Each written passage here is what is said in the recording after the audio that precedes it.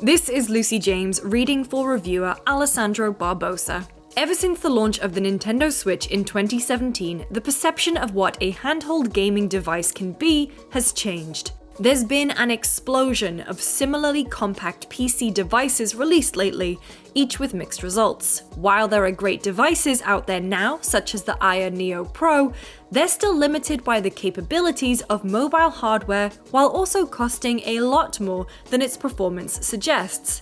However, Valve's Steam Deck addresses both pitfalls entirely. With cutting-edge hardware, thoughtfully designed ergonomics, a satisfying controller layout, and a software layer that simplifies PC gaming, the Steam Deck makes it a breeze to link to your Steam account and get started with your library on the go. Better yet, it comes in at a reasonable price, starting at $400 and reaching only $650 for its highest tier model, essentially half the price of its closest competitors. The Steam Deck's design is as impressive as it is massive, with the entire device coming in wider, taller, and thicker than the Nintendo Switch.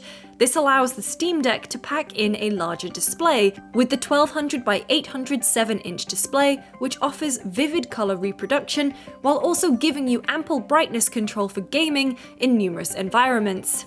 The bezels are on the thick side, with the two on the left and right of the screen specifically wasteful of space, but it's a small price to pay for a display of this quality. Flanking the display are two thumbsticks and two touchpads, with the former being one of the Steam Deck's strongest pieces of hardware. These thumbsticks feel remarkable, while also being comfortable and accurate. The tops of the thumbsticks are also tiny touchpads too, allowing for some fancy software controller configurations. The ability to activate gyro-assisted aiming while your thumb is on the right stick, for example, is a small but immensely useful detail. The two touchpads beneath the sticks are less impressive but no less useful, letting you play games that require mouse input relatively easily. Their tactile vibration as you move your finger across them adds accuracy to your input, with software configuration letting you alter this response to help you better feel the ends of each pad with the force of the haptics, rather than just feeling your finger slide off entirely.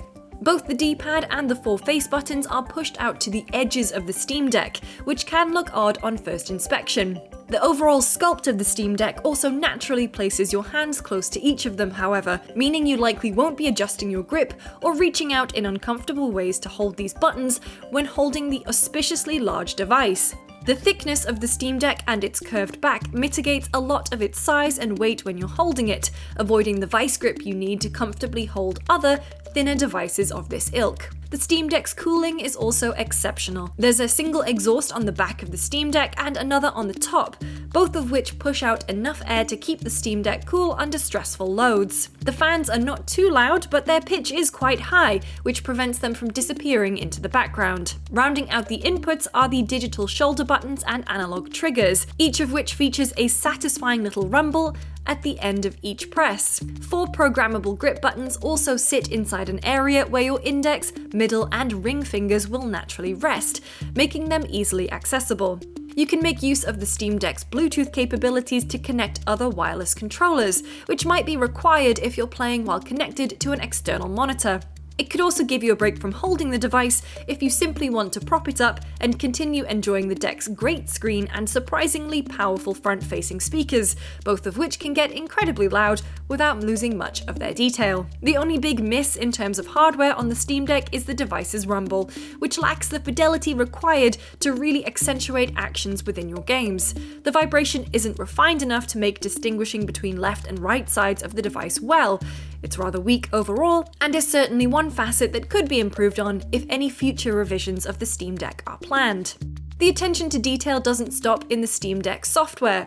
SteamOS, which sits on top of Linux, is very similar to Steam's Big Picture mode on desktops, giving you a console-like experience when navigating through your Steam library, but offering certain customization options that remind you that you're ultimately still on a highly pliable PC.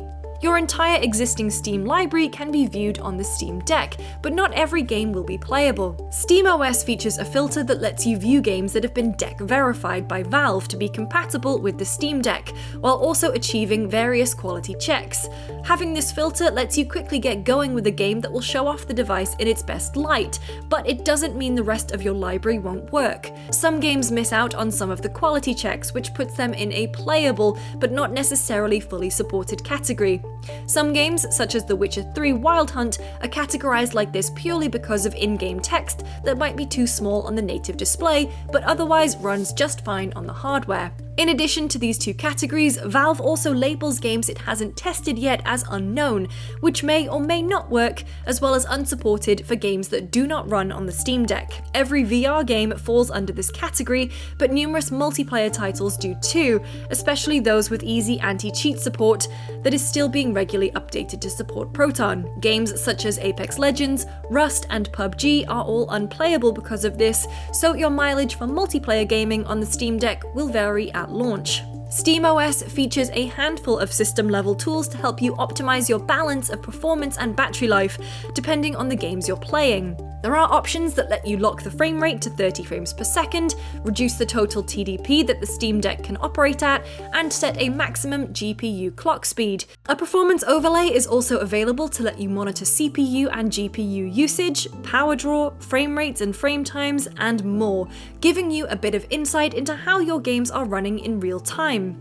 If you're making use of the Steam Deck's micro SD slot to expand your storage, you can set either of the Steam Deck's internal memory or the micro SD card as a default install location, as well as easily move games between the two. I ended up repurposing a micro SD card previously used in a Nintendo Switch and found there to be a noticeable difference in loading times between the two for some games, and near negligible differences for others. Moving games between the internal SSD and micro SD card was also a slow process, lasting anywhere between 20 to 45 minutes depending on the size of the game.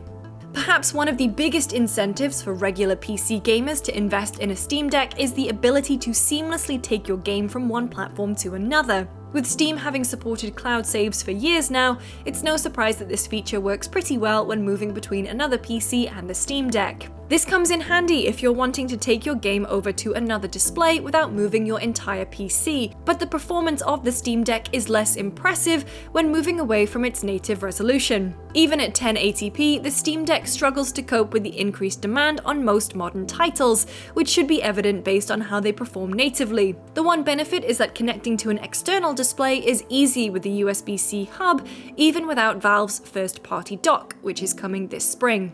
One improvement to deck-verified titles, or those that might be updated to perform better on the portable device, would be the ability to install assets specific to its use case. Many games, such as Doom Eternal and Fallout 4, feature massive installation sizes, in part due to their high-resolution assets, taking up precious space.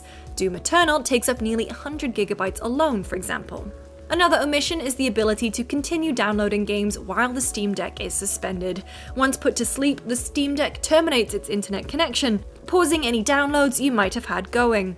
After confirming with Valve, this is expected behavior, meaning you'll need to have the Steam Deck screen on and the device's fans going, even if you're just downloading new games to play.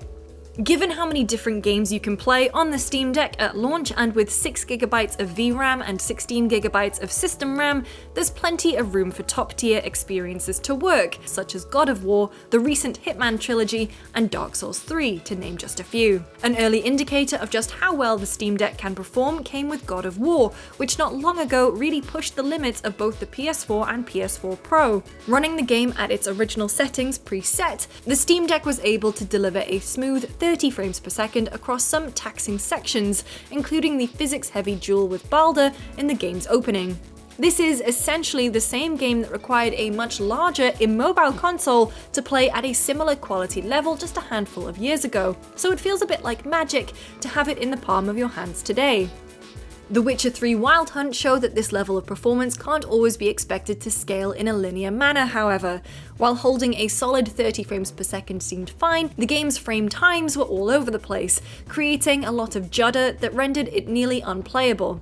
This unevenness wasn't present in CD Projekt Red's latest title, Cyberpunk 2077.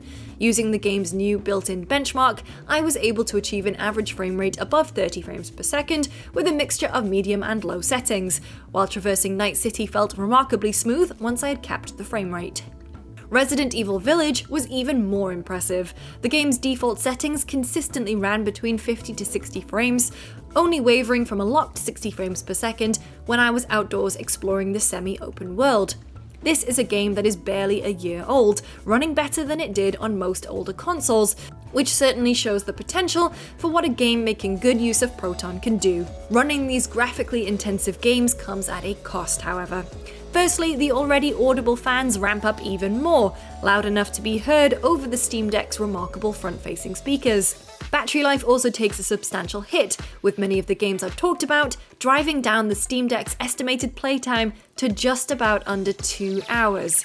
Where Valve gets its 2 to 8 hour battery estimate is down to which games you choose to play. Spelunky 2 ran at a buttery smooth 60 frames per second and bumped up battery life estimations into 6-hour territory. Celeste pushed this up even further, getting closer to Valve's 8-hour maximum estimation. In many ways, this is where the Steam Deck shines. There's a very clear market for the Steam Deck. It's a device purpose-built for a selection of people that already have established Steam libraries and simply want the most convenient and performant way to continue those games away from a desktop. It's also an affordable way to start building a new Steam library too, with an easy-to-navigate interface and enough system-level information provided by Valve to discern which games will work and which won't. While it isn't enough to replace a bigger and less mobile PC, the Steam Deck excels at being a mobile hub for your Steam games, giving you enough to work with to get the best out of a selection of games you can't go without while away from your desktop. In that regard, there simply is nothing better on the market right now.